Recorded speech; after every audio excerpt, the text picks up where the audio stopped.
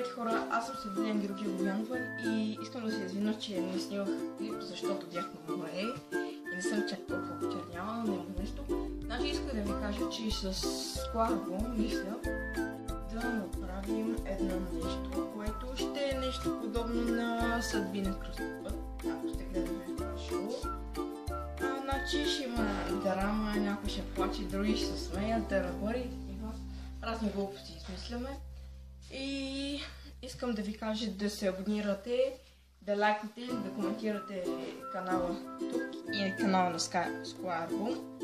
И така, значи днес щяхме да снимаме няколко видеоклипа с тях, но те снимали с лимоновия сок.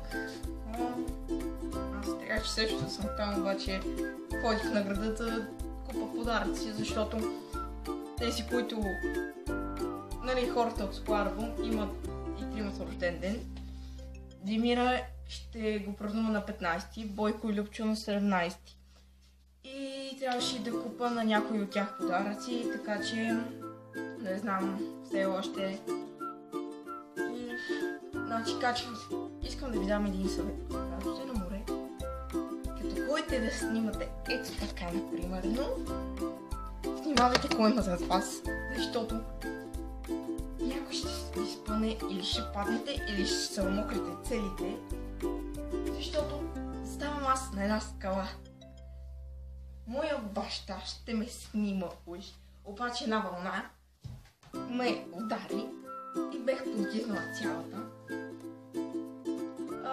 След това, какво ли ми случи? На плажа паднах.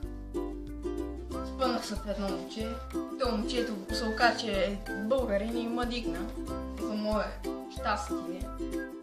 Защото там на този плаж, който имаше много руснаци и така. След това